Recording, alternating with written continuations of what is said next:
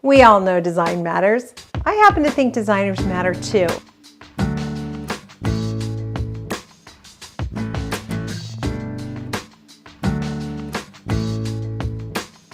Hey everybody, welcome to Business of Design. If you are a design professional of any stripe, we already know we like you. Designers, decorators, stagers, stylists, organizers, architects, landscape designers, you are welcome here. And a special hello to Wallflower Designs in San Francisco, who's a florist who loves the podcast. So there you go. Community over competition. That's the spirit behind designer cooperative workspaces. What are the pros and cons of sharing these types of spaces? I wanted to know, and so we reached out to the Business of Design community and found a variety of members who were willing to share their experience, strength, and hope so the rest of us could learn. Turns out there was so much good information in this episode, we had to break it into two, episode 102 and episode 105.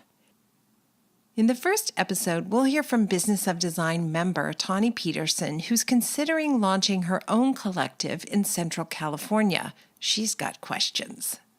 Then we're going to go on to learn some of the practical aspects of sharing space, such as who cleans the kitchen? What does my signage look like?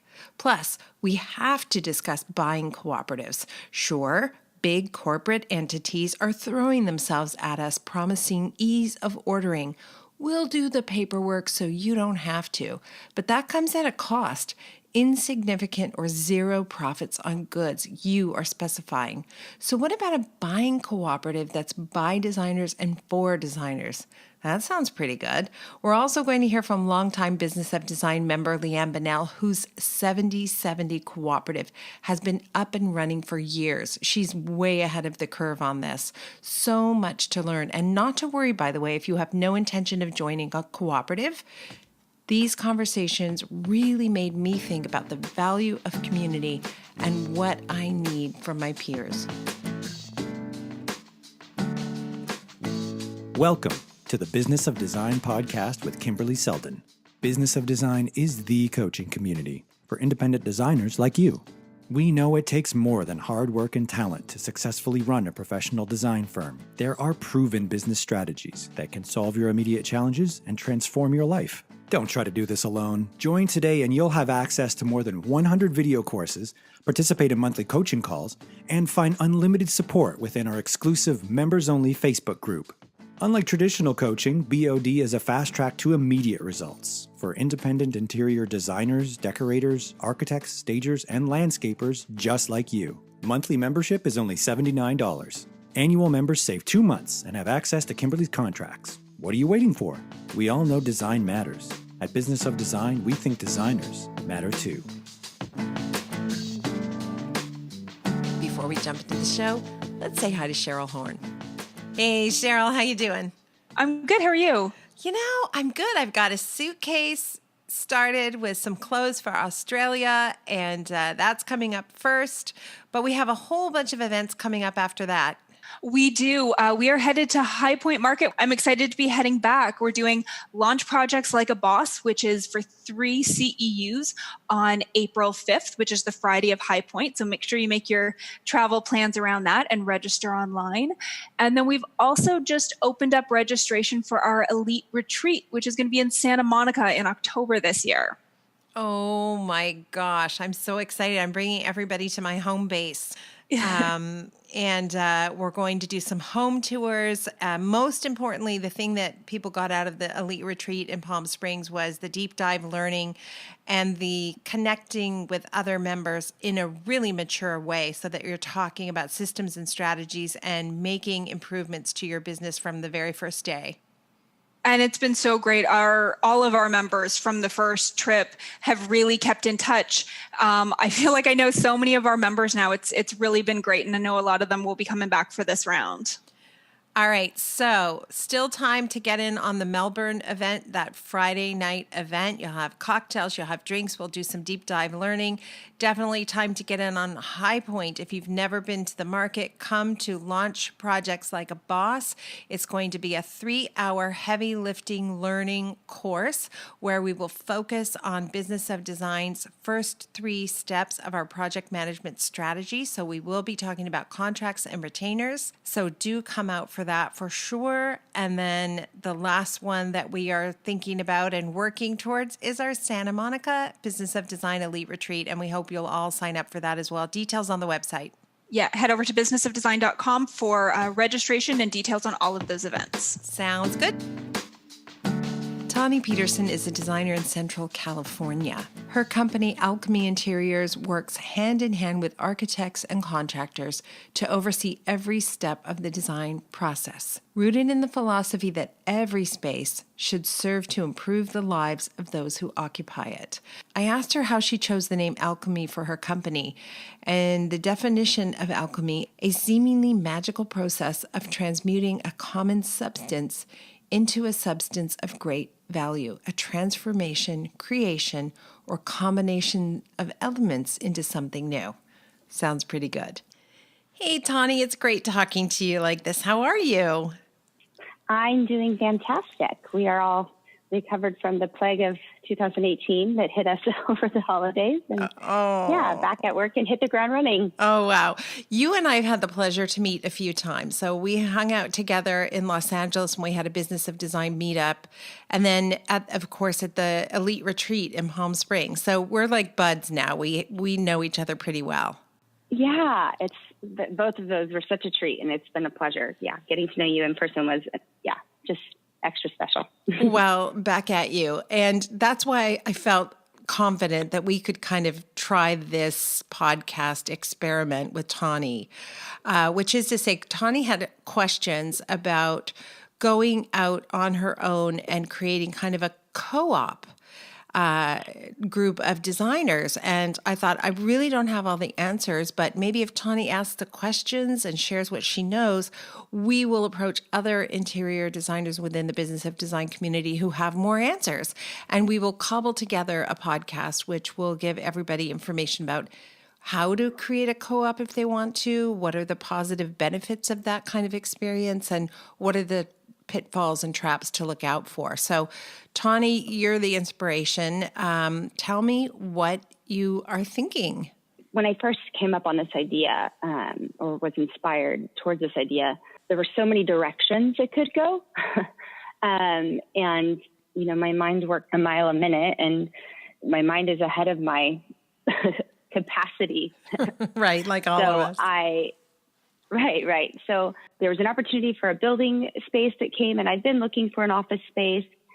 Currently, I'm in a home office, which has worked great to date, but felt like I was potentially really ready to move beyond that, and but was really nervous about taking on the overhead of that comes with a space and leasing a building and all of that. So just started brainstorming about some solutions, and then this opportunity for this specific building came up, and it just kind of rung all of the bells. And I do all of my best thinking in those 2 hours that I lay in bed before I actually fall asleep. And so I was just laying there at night, just thinking, how does this work for everyone? And in those moments of quiet, immediately thought of some of my colleagues here in the area who I have good, strong relationships with, who could potentially benefit from the same thing, who are in similar places or even maybe different places in their kind of growth curve as a business. Yeah, so I reached out to, it was literally kind of throwing it out there to the universe. Oh, what am I supposed to do? And within, 48 hours, I ran into a designer friend of mine who we've literally been trying to schedule lunch for a year. And we ran into each other shopping. And then the other pair that I had in mind reached out to me and asked, like, oh, we haven't seen you in a while. Let's go to lunch. So kind of the stars aligned, and we got the ball rolling and set up a first meeting. And then, of course, I called you and said, Kimberly, what do I do? Backtrack a little for us and tell us what kinds of things you want to share with other designers. What exactly are we talking about sharing? It's twofold. I think sharing, my original inspiration was sharing creative energy. I'm a collaborator, I'm a collaborator by nature. And so I really enjoy and kind of ping off of and thrive off of being in an environment where we can share ideas. And I feel like and of course, Business of Design, everything I've learned through Business of Design has encouraged me in that vein. So the first thing was creative energy. And, you know, I know we've talked a lot in the Business of Design community about how it's easy to feel isolated. And I certainly, as a solo, have experienced that. And really wanting to just no longer feel like an island, to feel like I was connected to another group. And but it's interesting that you said creative. The first thing that came to mind for you was creative brainstorming, which was definitely important for me too. I felt like, gosh, I just want to run my ideas by somebody else who might see something, you know, that I'm not seeing. That was a big thing. But my first thing probably was I just wanted someone to share the hard stuff with me, like the paperwork, the how to deal with clients. Like I just didn't know any of that. But for you, it really is about the creative brainstorming. Yeah, mostly. I mean, it's certainly we get together whenever we do. For the first meeting we had, we all started, you know, we're drinking wine and sharing stories, and there's just that energy that we have when we get together as designers. And it happens every time I'm with a group of designers who is open to that kind of sharing and transparency. We all benefit from it, and we all kind of are energized and walk away from the conversation feeling like we've been empowered, you know, with an extra piece of something. So, that was the primary motivation. And then, you know, when I started to develop the business plan, and after our conversation, I did a lot of thinking about the why and what my actual goals with this potential space were physically. And so the nuts and bolts started to become more important. So sharing some of the costs, but then also potentially sharing resources. I'm not in a place yet in my journey where I can bring on a technical designer. I'm informally trained. And so I have minimal knowledge of CAD, and that's something I outsource at this point. So that would be a piece, or even administrative support. I have a fantastic intern come assistant, and she's wonderful and she helps me a ton, but she's only available part-time. And so, you know, just some of those, the support systems to really handle the nuts and bolts of intaking orders, you know, checking for damages, handling any of those damages. Once you get to a point where there aren't enough hours in a day to do all of that yourself. And so in one sense, your earning potential is limited because you have to hire to actually be able to do more work, but trying to find the right person and then taking the time out to do those hiring practices and follow good hiring practices. Right. So just sharing some of those physical resources as well, sharing space, sharing the cost. It sounds like you want to share not only creative ideas, but also physically share a space. So share the rent for a space, and then share resources such as support staff, like a bookkeeper and a design assistant and all that kind of stuff. And even maybe share resources such as different trades that you work with, different places that you're buying from. So a genuine cooperative. Yeah, actually. Yeah, exactly. And in one sense, it's kind of a utopian existence to be able to really be with other entrepreneurs who, if you have a certain perspective, could be your competition. But to kind of flip that on its head and reject the idea of scarcity and engage in genuine collaboration and cooperative business where, I'm not freaking out about sharing one of my trades who's awesome, because if they get more work, that's good for them. They grow, the millwork guy or your plumber that's really great, which is really hard to find. As they grow, they are able to take on more, and it really does just kind of come full circle. And I just think that, if not in a naive way that, there's just enough to go around, but I really do believe that there's just abundance, and you get what you put out there and you attract what you put out there. And so I want to put out there what I want to attract, which is other creatives, other people, other tradespeople who are collaborative in nature in the same way and want to kind of push everybody on to success. Yeah. I mean, I agree with you. It sounds amazing. It does have a ring of a 1960s hippies, love compound about it. But that's okay. We're both from California, so that's cool. We like that. But I think that there's real merit to joining forces in order to accomplish more in your business. And that is kind of a theme that we're hearing from a lot of Business of Design members. So what would you say are your questions in terms of setting this up and making this work? I guess if I try to surmise and boil it down, the question is, for anyone who's done this, what were the phases, what were the stages that you implemented, and what ways did it work best? And then another question, more generic question, I guess a fundamental question is, what types of situations might you find yourself in if you decide to go forward and do a cooperative? So reaching out to people who've been doing it for a while could be really helpful.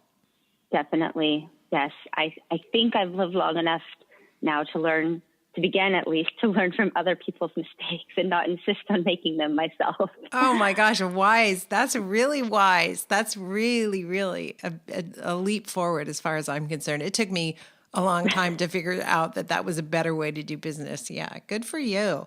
The other thing I wouldn't think of easily, or that people have learned from that in relationship to contracts or lease agreements, or, best practices for bringing on janitorial staff, or, just the little nuances of that, when you get excited and pumped up about this idea and then you start to put it on paper. It's so funny that you mentioned janitorial, because who is going to empty the dishwasher? Who is going to fill the coffee machine, right? So many questions. This is what I know today is true.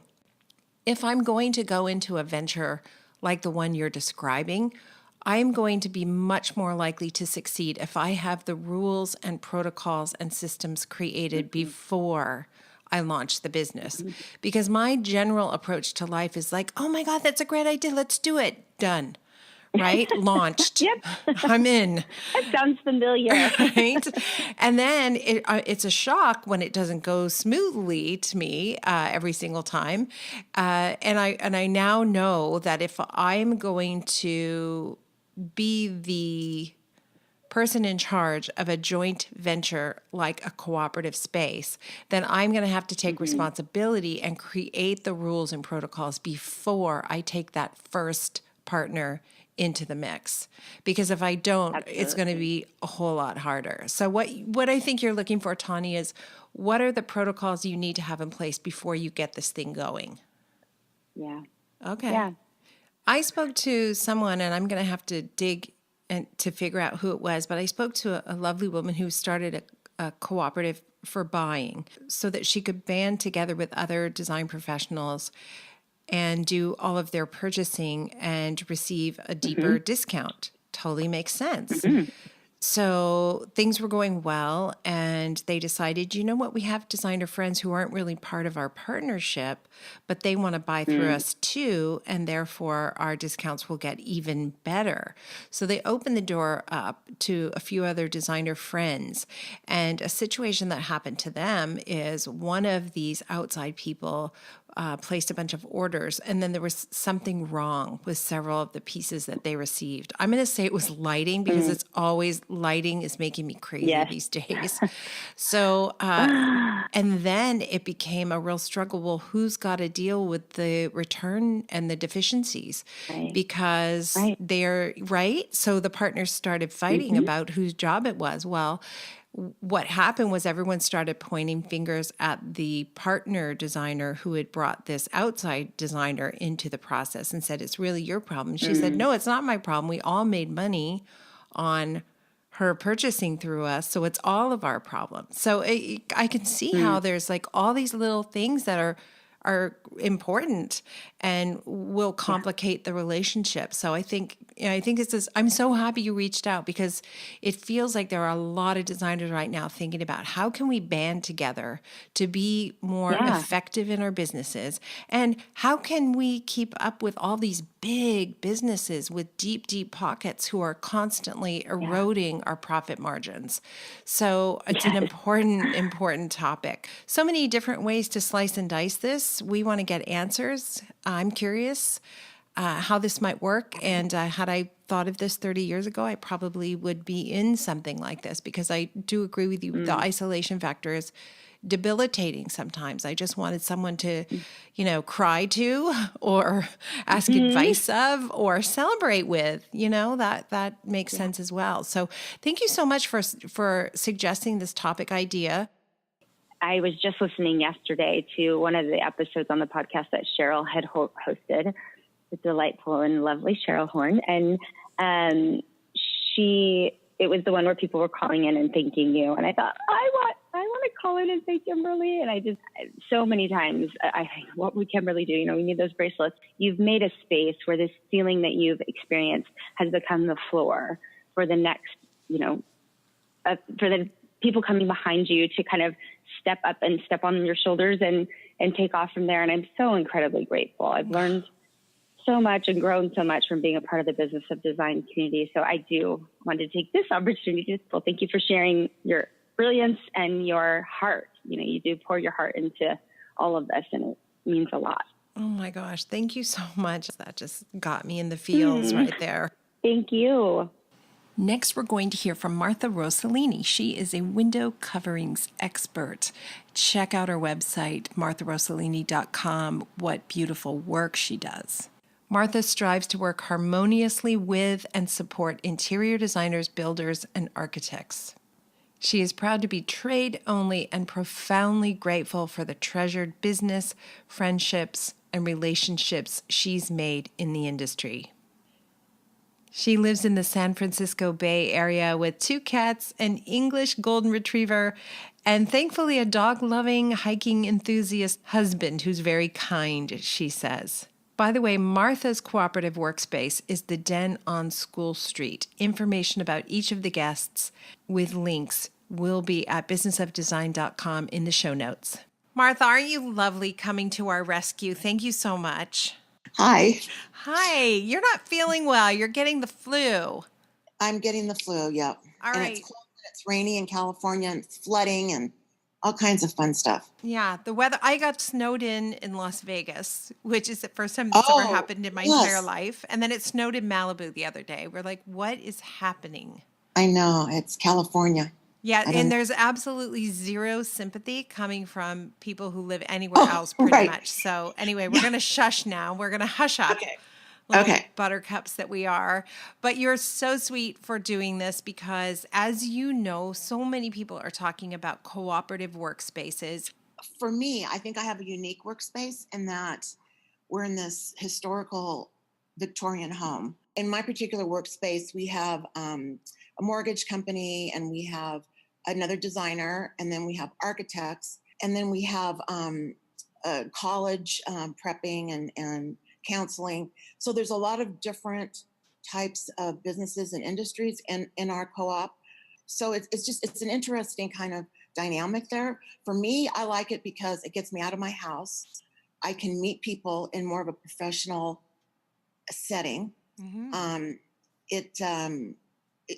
There's a conference room that I use a lot, and I can reserve and do PowerPoint presentations and BOD chapter meetings there. Woohoo! So we don't have to limit our partners in this kind of endeavor to those who work in design. You might want to only have people who are designers in your co-op workspace, but what you're saying is you could open it up to other professions and you still get the benefit of camaraderie and sharing some of the overhead.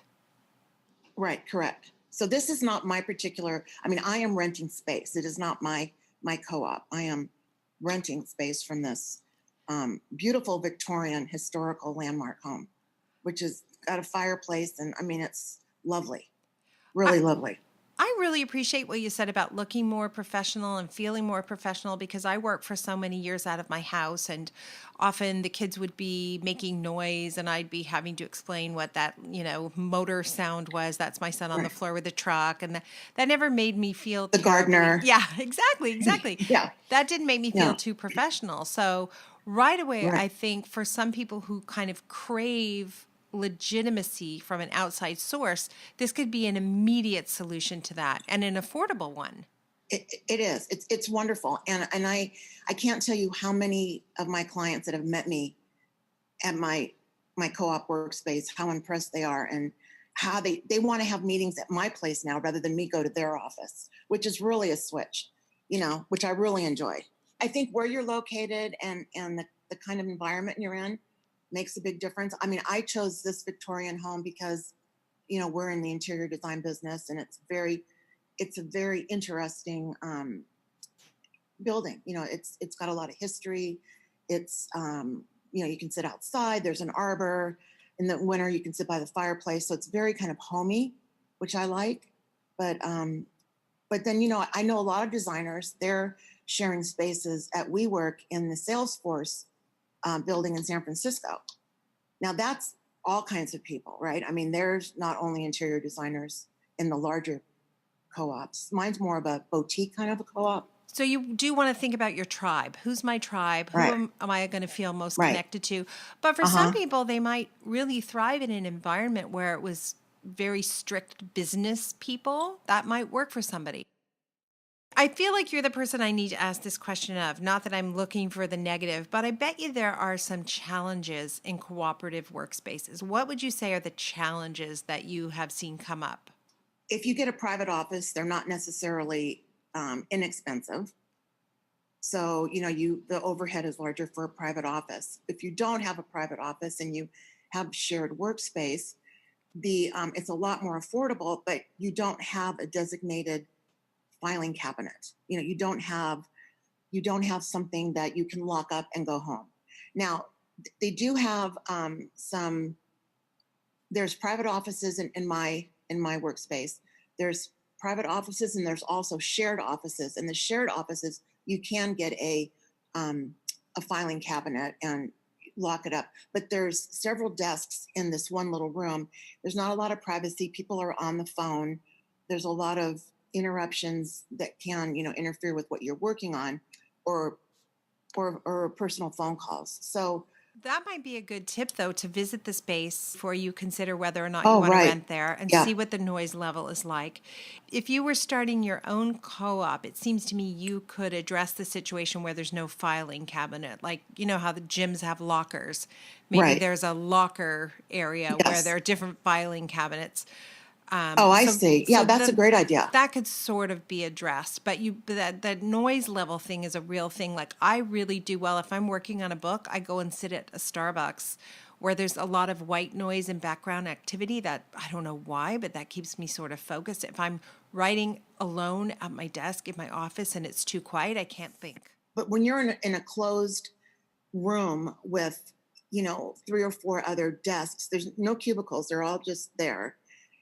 It's a different, it's not so much a white noise. It's more of hearing conversations. It's almost like not enough noise, just enough to get you distracted or try not to think. And sometimes they're loud.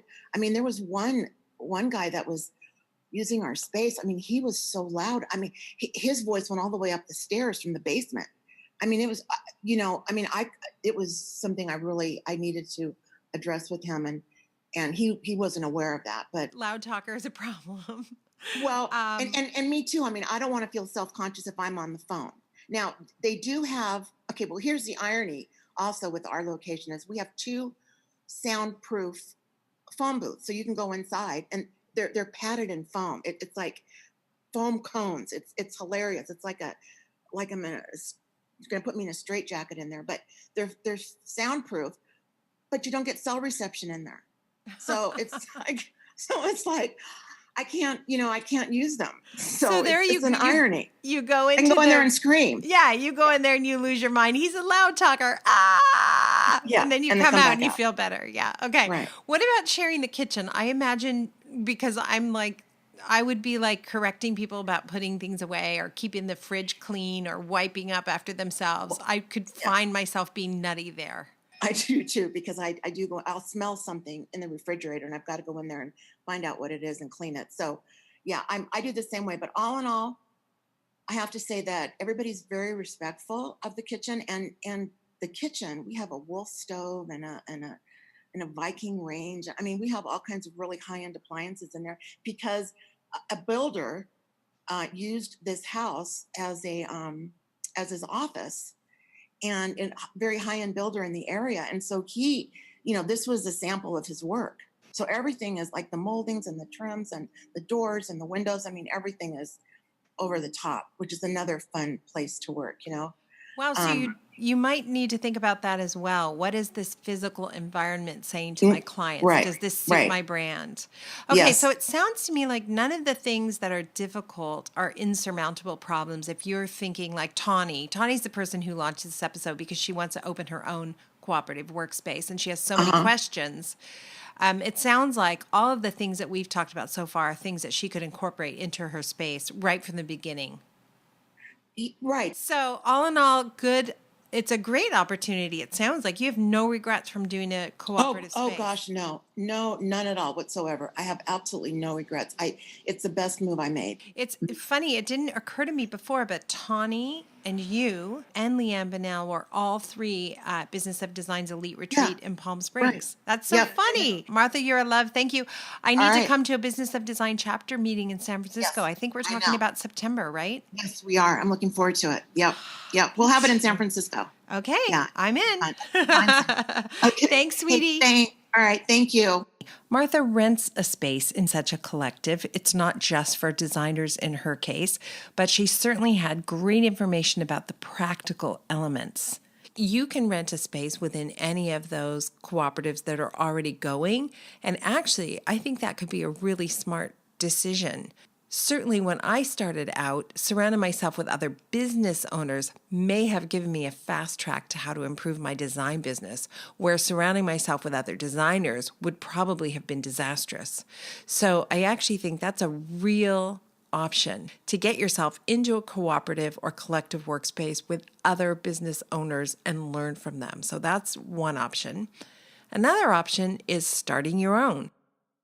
Now you'll hear from Carly Nemtean. Carly operates a company called Carriage Lane Design Build, and she has done so for 8 years.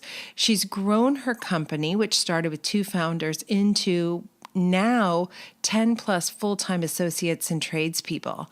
She focuses on full home renovations and additions, and they have already created a cooperative by melding their design team with a staple of vendors, their stone and millwork vendors, for example. So she's got some experience with collectives.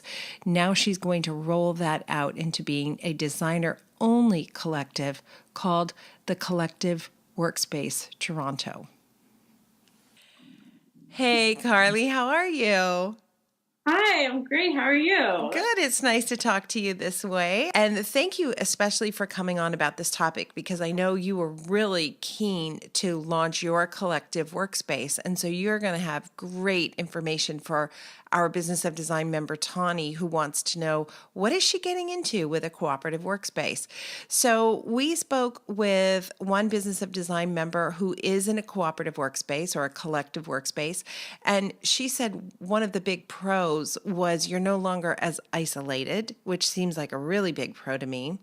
one of the cons is it can be quite noisy when everybody's in the house and on the phone. We kind of got those two basics covered, and I know you're going to have some more information about life in a collective. So take it away. The whole idea of co-working space is to really meet your competitors, your peers, and really build relationships, right? For me, that's the reasoning for co-working space, to really, lean on other professionals, create a place that's a safe place for you that you can go to and feel empowered. People like you and other designers and industry and women have really just opened up these doors to allow us to say, wow, you know what? I might be taken seriously in some respect. Has your collective started? We have finalized the building and we're building it out. We're right now hiring for project community manager and for resource librarian. So we're actually building our sponsorships and our partnerships and our vendor library. So, it is something that's we've leaned on and seen how other aspects work, from small aspects to larger aspects in the co-working space, design oriented, architecture oriented, accountant oriented, tech oriented. And we've taken basically all the things that a designer needs on a day-to-day basis, and we're executing it. So we're first to market in the sense of we're going to create storage facilities that are month-to-month rentals. We're creating 4 different residency tiers that are month-to-month rentals. And then we're also creating boardrooms, meeting rooms, and actual, internship Upwork programs so that we can really fuse, the relationships between schools and the real world. Because business of design is where that fills a gap 100%. And we want to bring that gap to, a place that people can actually interact hand on hand and face to face and actually learn from the ground up and have access to these skills and these opportunities and these resources and, integrity-based in resources. We want to make sure that the vendors that were coming into our library are vendors that, are not cutting the bottom dollar, but their product is also insufficient and inefficient for our needs. We're trying to build a society where we rule. We've been kicked a little bit too much. I think we need to take that power back. I absolutely love this. No one could ever say we're not an ambitious group, because what you're talking about, when we spoke to Martha, she rents a space within someone else's collective. You're building the collective, and then you're handpicking those people who are going to be part of that collective, and you're creating this safe environment where they can do their best possible work. Exactly. You get it. I love it. I want to ask you about some of the practical elements of the collective. For example, if I rented space at the collective, which is something for sure I would have done in my first, 1 to 15 years, if someone had come to me with this idea, I would have said, count me in immediately. So if I rented space from you, what does the signage look like when my clients come through the door? Where is my name? How does that work? So your name is going to be highlighted behind the reception area. You're going to have a receptionist that will check in your clients, and they'll take them directly to the meeting room. So you're not going to be pulled through the space. The residencies are on the perimeter of the building. The meeting areas are on the interior of the building. So, you're not going to be passing by office with signage. We create a space that is centralized for meetings and the vendor library, and then private spaces and semi-private spaces are around the perimeters where clients should not be accessing. I love that. That is really smart. And I'm so happy you thought about that, because I had an experience of walking through another collective where they also had the names behind the reception desk. But to get to that person's office, I had to go past 12 other designers who were doing cool, interesting things. And I was wondering, I wonder how the client's going to feel passing these 12 cool, interesting designers to get to the 13th. And if there's some hierarchy in going back so far to the last designer on the block kind of thing. Anyway, you sort of thought that through and have solved that problem. That's really smart. The other thing I think that's really cool in your example of a collective, which might not be the same as every collective, but in your example, Carly, you're going to, once you rent the space, you're immediately a we. You have a receptionist, you have a boardroom, you have a library. You're suddenly a much bigger deal than you are when you're working at home by yourself in your basement. Yeah. And you have a resource librarian who manages your samples and places the orders for you, right? Which, by the way, hopefully your designers will be billing out that time because that's billable time. Exactly. I really see the value proposition here, and I'm thrilled for you, and I want this to be a huge success. And Thank you. You're going to inspire so many people to think about whether or not they could start something like this. There's a million ways to do it. I mean, you could just, get 3 friends and each of you rent a portion of an existing collective workspace, or you could do what Carly is doing and go all the way and build, a dream space for people to come in and rent and work. Are there cons that you anticipate that you are already dealing with? There are manufacturers that love the idea of one exclusivity, but that doesn't fit our ethos. That doesn't fit our business model. So, I'm sorry, but how can we come to the table? But at the end of the day, we have to make sure that the designers and the architects have a main goal that we're trying to, achieve. If they don't prosper in that space, then it's dead in the water. So, they come first and foremost. Another thing is, competitiveness and sassiness in the space, right? So we have a welcome package that talks about your guidebook and your handbook as to what we will and will not allow in the space. The community manager is an exceptional person, and she has the energy and the passion that is going to, create humble activism in the space. But if you don't get it, then you're not a part of this. Mm-hmm. So, we want to make sure that people understand that everyone has their personalities. Not everyone has to be friends. Not everyone has to get along. But if you maintain a certain amount of vulnerability and a certain amount of humbleness, then it will be successful. But we're not for everyone. And that's a good thing. Yeah. One bad apple. One bad apple don't spoil the whole bunch, girl. Oh, 6th grade, I think, was a big ticket number in 6th grade. That's good to anticipate, because you have to have a group that gels and is cohesive and looks out for each other. So somebody has to be the person in charge of escorting the bad apple out of the room. Absolutely. So that's your community manager. That's my community manager. She is just the person that makes you feel like a superstar every day. Wow. That's a great tip. So for anybody who's thinking of starting a collective, have that person who is in charge of personalities and human beings. When are you launching? When does a cooperative launch? It's launching late fall this year. All right. I'm expecting an invitation to the party. Oh my goodness. We're the cool new kids on the block. Oh yeah. I'm not cool at all, but I'll just come and cool. I'm the opposite of cool, but I'll come and bask in your glory and success, because I'm just rooting for you guys. Give us all your coordinates. How do people reach out to you? How do we find you at Carriage Lane? But also, if you're interested in participating in the collective in some way, how do they find you?